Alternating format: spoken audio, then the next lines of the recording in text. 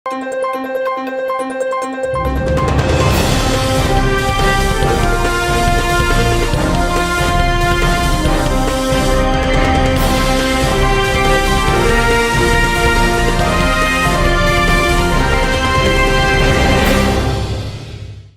శివావి news కు స్వాగతం. నా పేరు మహేశ్వరి. ఈనాటి వార్తల్లోని ముఖ్యాంశాలు.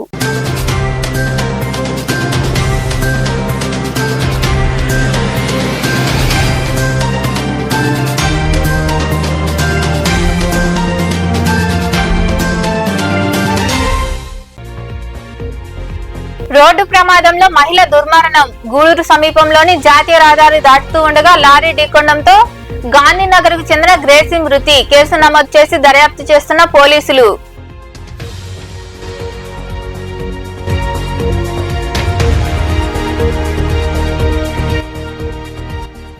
కూటమి ప్రభుత్వంలో శరవేగంగా అభివృద్ధి.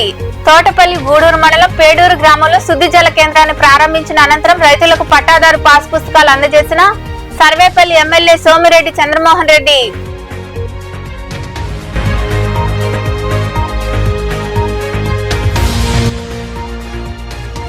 సర్ కార్యక్రమంలో ప్రతి ఓటరు భాగస్వామ్యం కావాలి. తిరుపతిలోని పలు ప్రాంతాల్లో జరుగుతున్న సర్ కార్యక్రమాన్ని ఆకస్మికంగా తనిఖీ చేసి ఓటర్లకు అవగాహన కలిగించి సిబ్బందికి సూచనలు ఇచ్చిన తిరుపతి జిల్లా కలెక్టర్ డాక్టర్ వెంకటేశ్వర్.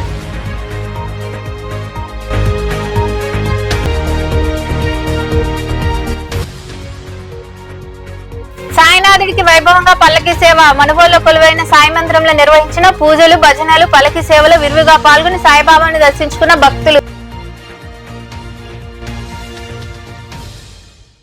జాతీయ రహదారి దాటుతున్న మహిళను లారీ ఢీకొంది. దీంతో ఆ మహిళ అక్కడికక్కడే మృతి చెందింది. ఈ సంఘటన గూడూరు పట్టణ సమీపంలోని జాతీయ రహదారిపై చోటు చేసుకుంది. ఈ మేరకు పోలీసులు కేసు నమోదు చేసి దర్యాప్తు చేస్తున్నారు. గూడూరు సమీపంలోని జాతీయ రహదారిపై గురువారం సాయంత్రం జరిగిన రోడ్డు ప్రమాదంలో మహిళ మృతి చెందింది. గ్రామీణ ఎస్ఐ తిరుపతయ్య వివరాల మేరకు గూడూరు పురపాలక సంఘం పరిధిలోని గాంధీనగర్ కి చెందిన గ్రేసీ జాతీయ రహదారి సమీపంలో ఉన్న ఓ ప్రైవేట్ నర్సింగ్ కళాశాలలో అధ్యాపకురాలుగా విధులు నిర్వహిస్తున్నారు. గురువారం సాయంత్రం విధులు ముగించుకొని ఇంటికి వెళ్లేందుకు జాతీయ రహదారి దాటుతూ ఉండగా అదే మార్గంలో వస్తున్న లారీ ఢీకొనడంతో ఆమె అక్కడికక్కడే మృతి చెందారు. విషయం తెలుసుకున్న గ్రామీణ పోలీసులు ఘటనా స్థలికి చేరుకుని విచారించారు. శవ పంచనామా నిమిత్తం మృతదేహాన్ని గూడూరు ప్రాంతీయ ఆసుపత్రికి తరలించారు. ఈ మేరకు పోలీసులు కేసు నమోదు చేసి దర్యాప్తు చేస్తున్నారు. మనుగోలు మండలం బద్దవోలు క్రాస్ రోడ్డు సమీపంలో శుక్రవారం ఉదయం రోడ్డు ప్రమాదం జరిగింది. గూడూరు నుండి నెల్లూరు వెళ్తున్న టిప్పర్ లారీని అదే వైపు చెన్నై నుంచి నెల్లూరుకు పెయింట్ డబ్బాలతో వెళ్తున్న టాటా ఏసీ వ్యాన్ వెనుక నుండి ఢీకొంది. ఈ ప్రమాదంలో డ్రైవర్ వ్యాన్ లో ఇరుక్కుపోయాడు. సమాచారం అందుకున్న హైవే మొబైల్ పెట్రోలింగ్ పోలీసులు head constable Rajaram, constable Murali సంఘటనా స్థలికి చేరుకుని డ్రైవర్ ను బయటికి తీశారు. చికిత్స నిమిత్తం గూడూరు ప్రాంతీయ ఆసుపత్రికి తరలించారు. టాటా ఏసీ డ్రైవర్ మద్యం సేవించి ఉండడంతో ఈ ఘటన జరిగిందని తెలుస్తుంది. ఈ మేరకు మనుగోలు పోలీసులు కేసు నమోదు చేసి దర్యాప్తు చేస్తున్నారు.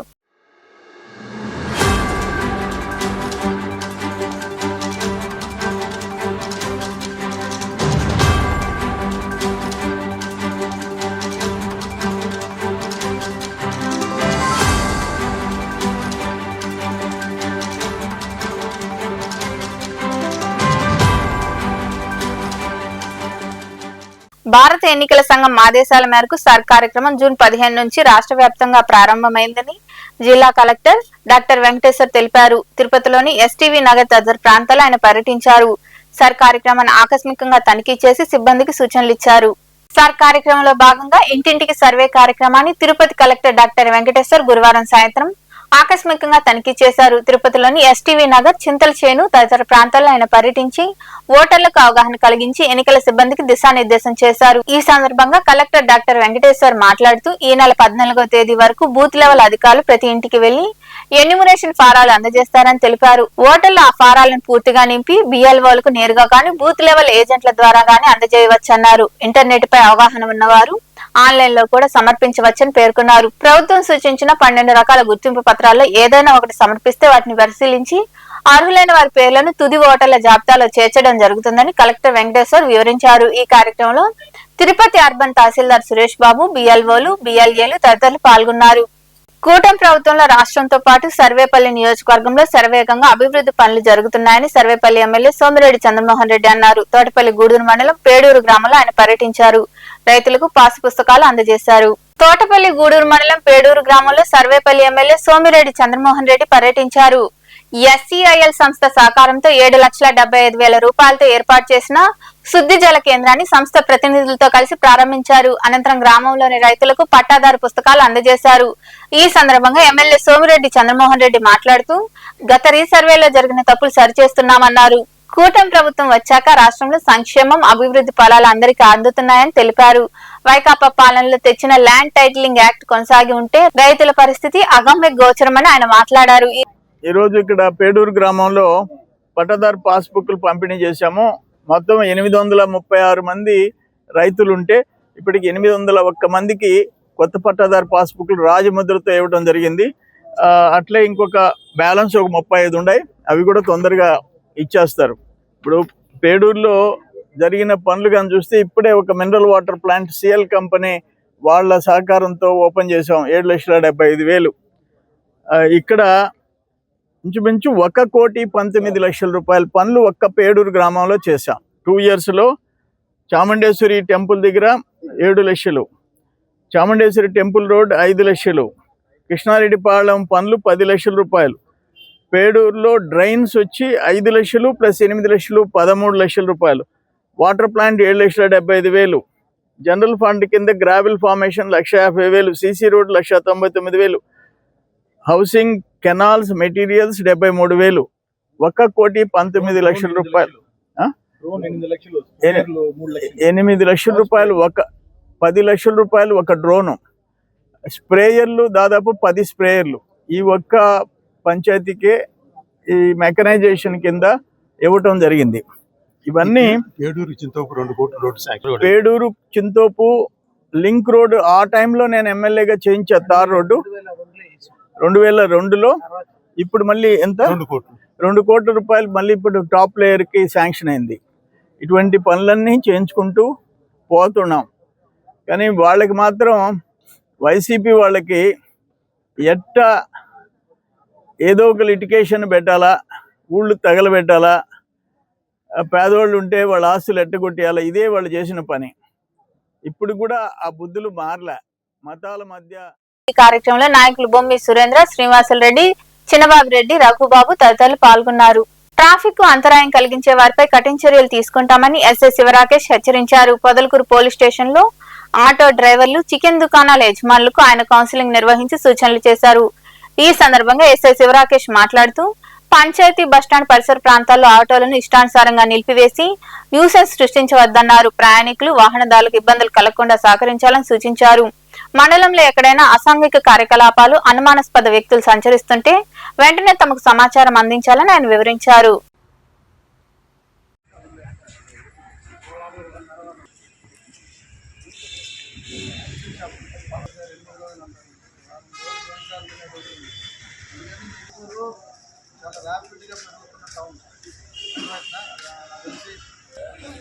వాడు కొట్టినోడు బాగానే ఉంటాడు. ఈ చిన్న రోడ్ అయిపోయింది, బాటిల్ నెక్ లాగా సన్నగా ఉంటుంది టౌన్లో. ఈ ఎక్స్టెన్షన్స్ అవి ఇవి చేయాలంటే అది మళ్ళీ కొత్త పొలిటికల్ వీళ్ళు ఉండాలి, దాన్ని కూర్చొని వర్కౌట్ చేయాలి.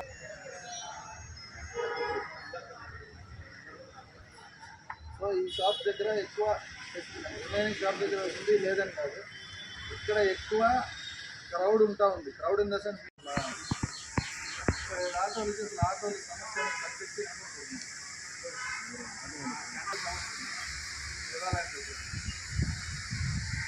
ఆటోలలో గౌరవ ఎస్పీ మేడం పోస్టింగ్ చేసిన తర్వాత 2 days అవుతుంది. ఈరోజు ఇక్కడ సమస్యల పైన చిన్న ఇంటరాక్షన్ కార్యక్రమంలో భాగంగా పొదలకూరులో ట్రాఫిక్ ఇష్యూ అనేది మేజర్ ఇష్యూగా ప్రతి ఒక్కరు చెప్తా ఉన్నారు. దీనికి సంబంధించి ఇక్కడ shop vendors, chicken shop vendors అయితేనేమి, ఆటో స్టాండ్ వాళ్ళు అయితేనేమి వాళ్ళందరినీ పిలిపించి మాట్లాడడం జరిగింది.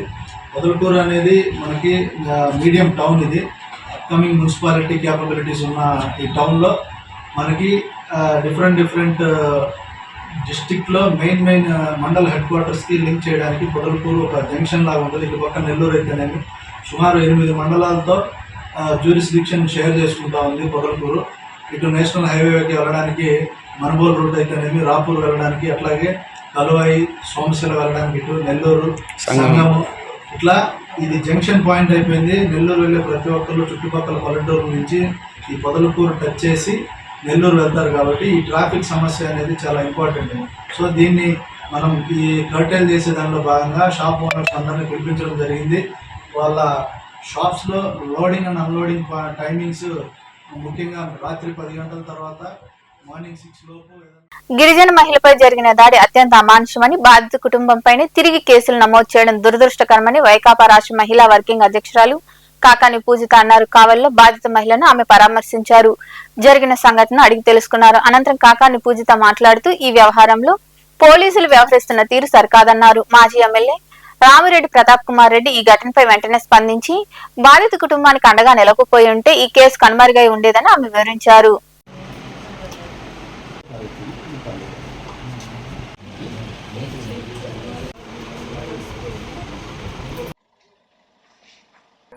కావలిలో జరిగినటువంటి ఘోరం అన్యాయం, ఎస్టీ మహిళని ఈ రకంగా బాధ పెట్టి ఆ మహిళని పరామర్శించి వస్తుంటే ఎంత బాధగా ఉందో. ఇప్పటికీ ఆమె జరిగినటువంటి సంఘటన నుంచి తేరుకోలేకుంది. సంఘటన 19వ తేదీ జరిగితే 26వ తేదీ పెట్టారు మీరు కంప్లైంట్. అప్పటిదాకా కేసు బుక్ చేసింది లేదు. 26వ తేదీ నుంచి ఈ రోజు దాకా మీరు చేసింది ఏమీ లేదు. ఏం చేస్తున్నారు పోలీసులు నాకు అర్థం కాక అడుగుతున్నాను. అంటే ఈరోజు టీడీపీ పార్టీలో ఉంటే ఏ పనైనా చేయొచ్చనా? ఒక ఎస్టీ మహిళని ఇంతగా అవమానించి మీరు ఏమన్నా ఆలోచన ఉందా? జరిగిన సంఘటన ఏంటి? మీరు దాన్ని ఏ రకంగా చిత్రీకరిస్తున్నారు?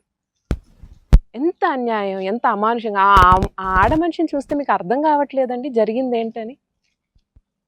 పట్టుకుంటే కదిలిస్తే ఏడుస్తున్నారు, బాధపడుతున్నారు, భయపడిపోయి ఉన్నారు. ఆమెకు అన్యాయం జరిగింది అనడానికి అంతకంటే ఆధారాలు ఏం కావాలి? ఏం జరిగిందో ఎవరికి తెలీదా?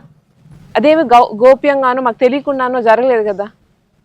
ఎందుకని ఇంత పైశాచికత్వంగా ప్రవర్తించే మనుషులు వెనకేసుకొని రావాలన్న ఆలోచనలో ఉన్నారు?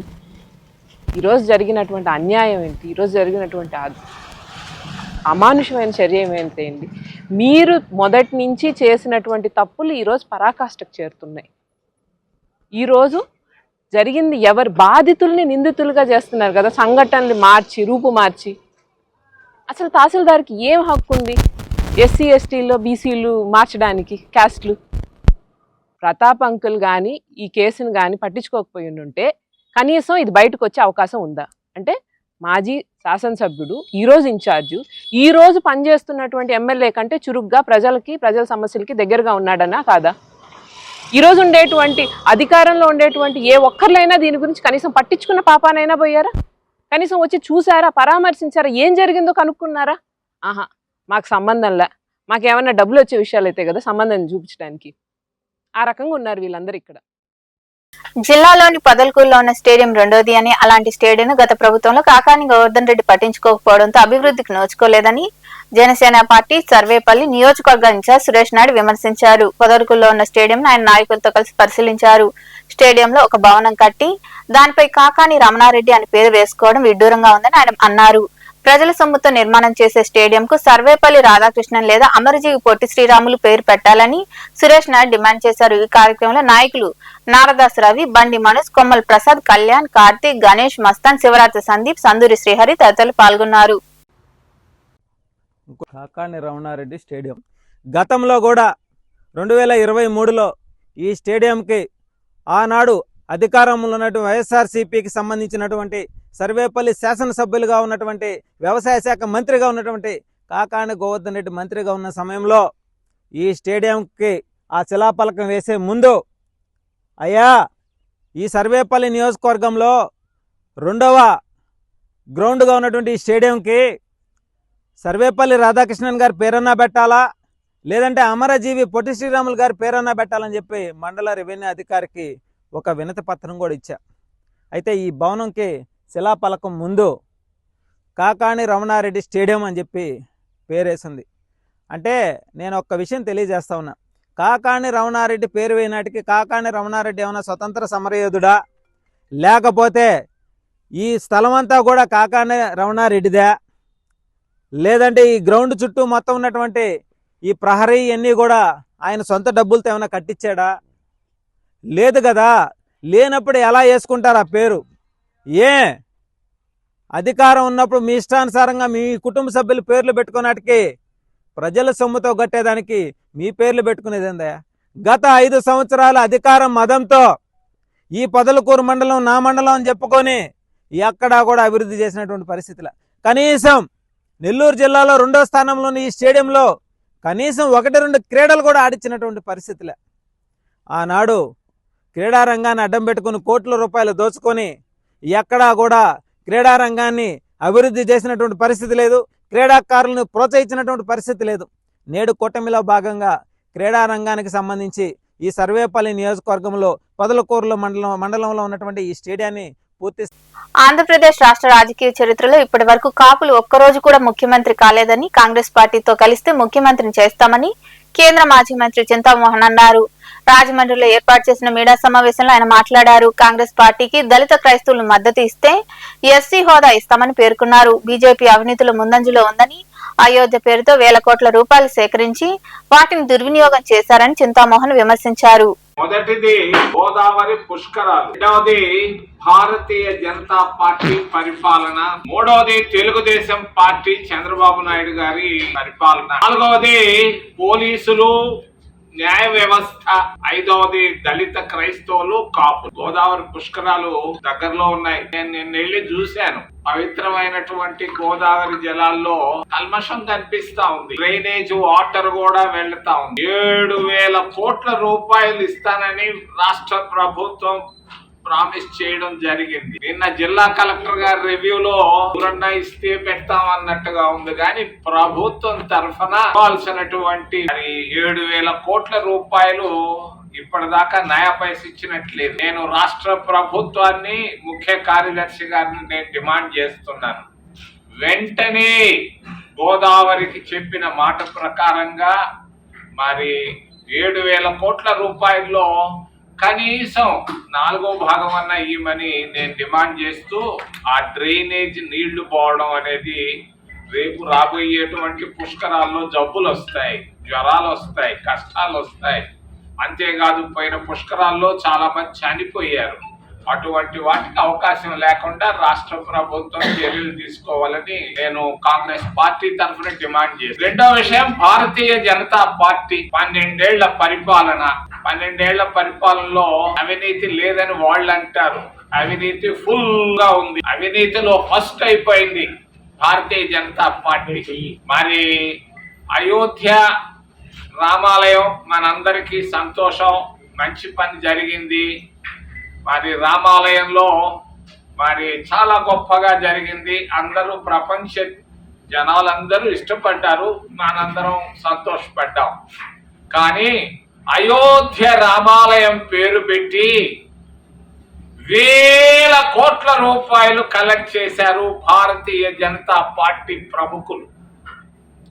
ఈ వేల కోట్ల రూపాయల్లో మొత్తం తిన్నారని చెప్పి ఉత్తరప్రదేశ్ రాష్ట్రం అంతా అనుకుంటున్నారు. ములాయం సింగ్ కొడుకు మొదలుకొని అందరూ అనుకుంటున్నారు. మరి మోడీ గారు తెలిసి తెలియనట్టుగా ఉన్నారు. నేను మోడీ గారిని కాంగ్రెస్ పార్టీ తరఫున డిమాండ్ చేస్తున్నాను, వెంటనే అయోధ్య నిధుల పైన, అవినీతి పైన సిబిఐ ఎంక్వైరీ వేయాలి, వేసి తీరాలి. మీరు అడగొచ్చు ఎందుకయ్యా అని అనొచ్చు. టీటీడీలో చిన్న పొరపాటు జరిగిన దానికి సిబిఐ ఎంక్వైరీ చేశారు. రామాలయంలో వేల కోట్ల అవినీతి జరిగితే ఎందుకు వేయరు? మరి సిబిఐ విచారణే కాదు, మరి సుప్రీంకోర్టు పరిధిలో ఈ విచారణ జరగాలని నేను కాంగ్రెస్ పార్టీ తరఫున డిమాండ్ చేస్తున్నా. రెండో విషయం, బయట విదేశాలకు వెళ్ళొద్దని మోడీ గారు చెప్తున్నారు, బంగారు కొనొద్దని చెప్తున్నారు. ఆయన 2 రోజులకు ఒకసారి విదేశాలకు వెళ్తున్నాడు. మరి పోయేటప్పుడు మరి విదేశ వ్యవహారాలు కూడా చాలా అధ్వానంగా ఉన్నాయి భారతదేశ ప్రభుత్వంలో. ఏంటి మరి గాజా అనే ఒక ప్రాంతం ఉంది పాలస్తీనాలో. 20,000 మంది చిన్న బిడ్డల్ని చంపడం జరిగింది ఇజ్రాయెల్, అమెరికా సైన్యం. 20 మంది కాదు, 200 మంది కాదు, 20,000 మందిని చంపడం జరిగింది. స్కూళ్ళల్లో చదువుకుంటున్నటువంటి బిడ్డల్ని, హాస్పిటల్లో చేరినటువంటి చిన్నారులను. మరి దీనిపైన ప్రపంచ దేశాలంతా గర్హిస్తున్నాయి. మరి అందరూ చాలా చాలా తప్పు పడుతుంటే మరి ఒక్క మాట కూడా నరేంద్ర మోడీ గారు ప్రధానమంత్రి గారు గాని మరి మనవోల్లో వెలిసి ఉన్న సాయి మందిరంలో గురువారం రాత్రి సాయినాథుడికి పూజలు భజన కార్యక్రమాలు జరిగాయి. అనంతరం పల్లకి సేవ వైభవంగా నిర్వహించారు. భక్తులు అధిక సంఖ్యలో పాల్గొని బాబాను దర్శించుకుని తీర్థ ప్రసాదాలు స్వీకరించారు. ఉభయదాతలుగా అక్కంపేట గ్రామానికి చెందిన తాటపరెడ్డి దేవసేనమ్మ జ్ఞాపకార్థం వారి కుటుంబ సభ్యులు వ్యవహరించారు.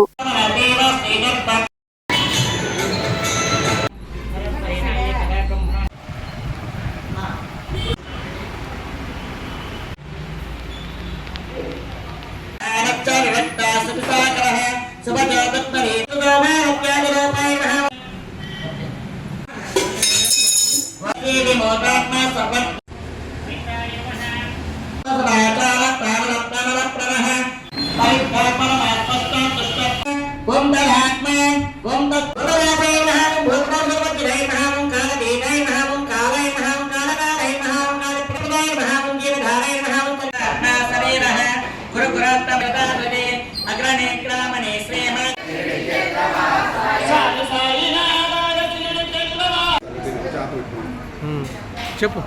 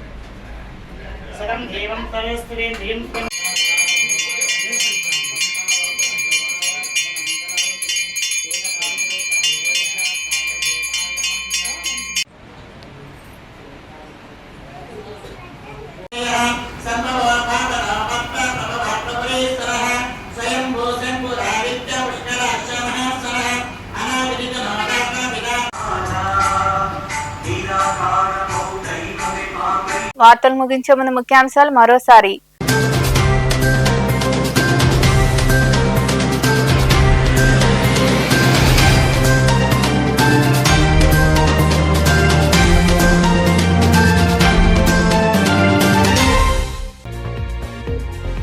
రోడ్డు ప్రమాదంలో మహిళ దుర్మరణం. గూడూరు సమీపంలోని జాతీయ రహదారి దాటుతూ ఉండగా లారీ ఢీకొనడంతో గాంధీనగర్ కు చెందిన గ్రేసీ మృతి. కేసు నమోదు చేసి దర్యాప్తు చేస్తున్న పోలీసులు.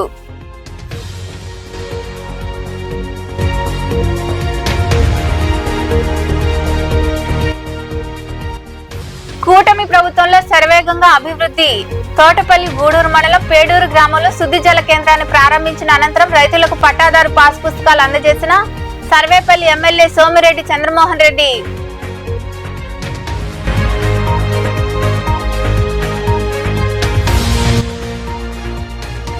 సర్ కార్యక్రమంలో ప్రతి ఓటరు భాగస్వామ్యం కావాలి. తిరుపతిలోని పలు ప్రాంతాల్లో జరుగుతున్న సర్ కార్యక్రమాన్ని ఆకస్మికంగా తనిఖీ చేసి ఓటర్లకు అవగాహన కలిగించి సిబ్బందికి సూచనలు ఇచ్చిన తిరుపతి జిల్లా కలెక్టర్ డాక్టర్ వెంకటేశ్వర్.